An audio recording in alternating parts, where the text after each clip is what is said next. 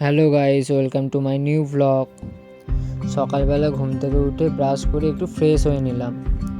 তারপর দেখি দিদি কমপ্লেনের বিস্কুট দিয়ে গেছিলো, তাই ওটা খেয়ে কী করব বুঝতে পারছিলাম না। তাই শিল্পাকে একটু ফোন করে নিয়েছিলাম, বললাম একটু আনতে আসবি, একটু তোদের বাড়ি যাবো আজকে।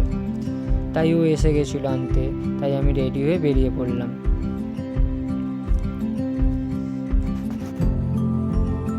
বাইরে বেরিয়ে আমাদের ঠিক হলো জেঠুর বাড়ি যাব, কারণ আমার জেঠিমার শরীরটা অনেক দিন ধরে খারাপ, তাই দেখতে।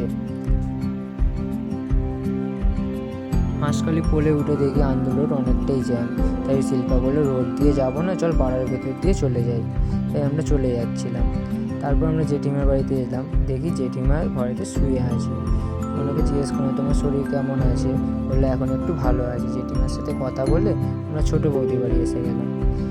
সবাই মিলে একসাথে গল্প করে আমরা আবার বেরিয়ে দিদি বাড়িতে এলাম।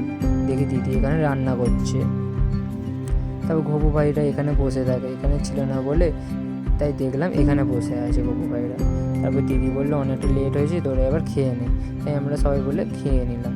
তারপর ঘুম থেকে উঠে দিদি চা আর পকোড়া দিয়ে দিয়েছিল খেতে। ভিডিওটা আমি এখানেই এন্ড করছি বন্ধুরা। ভালো লাগলে লাইক, কমেন্ট, শেয়ার করে দিও। টাটা।